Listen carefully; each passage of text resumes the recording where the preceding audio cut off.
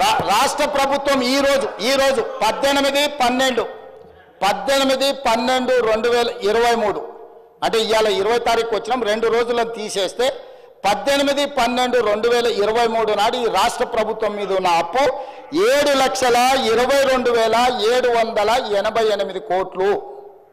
నేను అధికారికంగా ఈ సభలో లెక్క చెప్తున్నా 18/12/2023 నాటికి తెలంగాణ రాష్ట్రంలో అన్ని 24 18/12/2024 అంటే 2 రోజుల క్రితం వరకు తెలంగాణ రాష్ట్రం మీద ఉన్న అప్పు 7,22,788 కోట్లు. నేను ఇప్పుడు తమరి ద్వారా వారిని అడుగుతున్నా అధ్యక్ష, మేము 1,27,000 కోట్ల రూపాయలు అప్పు చేసి రాష్ట్ర ప్రజల నెత్తి మీద మేము మోపితే ఆ అప్పు 8,38,000 పైచిలుకు కోట్ల రూపాయలు ఉండాలి. 8,38,911 కోట్లు ఉండాలి. కానీ ఈరోజు రాష్ట్ర ప్రభుత్వం మీద ఉన్న అప్పు 7,22,000 కోట్ల రూపాయల 788 కోట్ల రూపాయలు ఉంది అధ్యక్ష. మరి మిగతా 1,20,000 కోట్లు దాదాపుగా 1,00,000 కోట్లు ఎక్కడికి పోయినాయి అధ్యక్ష? ఎక్కడికి పోయినాయి? వాళ్ళు చేసిన అప్పు అసలు మిత్తి కట్టడానికి మేము ప్రభుత్వాన్ని అప్పచెప్పినప్పుడు ప్రతి నెల రాష్ట్ర ప్రభుత్వానికి ఉన్న సంవత్సరానికి భారము అప్పులు కట్టాల్సింది 6,500 కోట్లు. ఇవాళ వాళ్ళు మాకు అప్పచెప్పేటప్పటికి ప్రతి నెల 6,500 కోట్లు. ఆనాడు సంవత్సరానికి చెల్లించాల్సిన కిస్తు ఈరోజు ప్రతి నెల చెల్లించాల్సి వస్తుంది.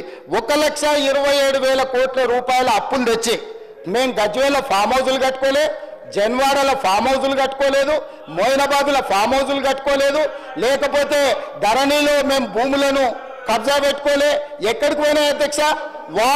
వాళ్ళు చేసిన పాపం, వాళ్ళు 10 ఏళ్ళ బొచ్చడు తప్పులు పుట్టెడు అప్పులు. వాళ్ళు చేసిన తప్పులను సరిదిద్దడానికి, వాళ్ళు తెచ్చిపెట్టిన అప్పులను కట్టడానికి, అప్పులు కట్టడానికి మళ్ళీ అప్పులు చేయాల్సి వచ్చింది అధ్యక్ష. వాళ్ళు చేసిన అప్పులకు మిత్తిలు కట్టాలంటే మళ్ళీ బ్యాంకులో పోయి తేవాల్సి వచ్చింది అధ్యక్ష. ఇవాళ మేము ఎన్ని 1,00,000 కోట్లు తెచ్చినా, 1,27,000 కోట్లు తెచ్చినా వాళ్ళు పెట్టిన పాపం, వాళ్ళు పెట్టిన పాపాల పుట్టను తిరిగి చెల్లించడానికి తల తాకట్టు పెట్టి ఈరోజు మేము పేద రైతులకు ఈరోజు రైతు భరోసానో, లేకపోతే వారు కోరుకుంటున్న కౌలు రైతులకో, ఇంకొకరికో, లేకపోతే మహిళలకు ఇస్తున్న డబ్బులు ఎందుకు ఇవ్వలేకపోతున్నాం అధ్యక్ష? ఫీజు రియంబర్స్మెంట్ ఎందుకు సమయానికి ఇవ్వలేకపోతున్నాం? హాస్టళ్ల బిల్లులు ఎందుకు సమయానికి మేము కట్టలేకపోతున్నాం? ఎందుకు తులం బంగారము కళ్యాణ లక్ష్మి షాది ముబారక్లో ఇవ్వలేకపోతున్నాం? ఇవన్నిటికీ ఉన్న ఆదాయం మొత్తం, తెస్తున్న అప్పులు మొత్తం వాళ్ళు చేసిన పాపాలకు చెల్లించడానికే పోతుంది అధ్యక్ష.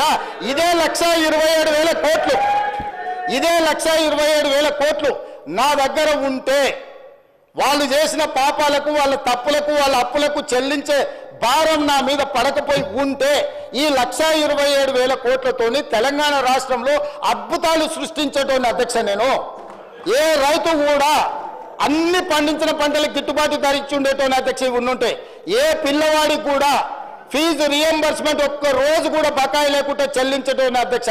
ఏ ఆరోగ్యశ్రీ మన హాస్పిటళ్లకు అక్బరుద్దీన్ ఓవైసీ గారు పదే కలిసి ఆరోగ్యశ్రీ బిల్లులు చెల్లించండి, హాస్పిటల్ బతకలేకపోతున్నాయి, డాక్టర్లు జీతాలకు ఇవ్వలేకపోతున్నాం అని చెప్తుంటే అడగక ముందే నెల అడ్వాన్స్ ఇచ్చి ఉండేటోని అధ్యక్ష.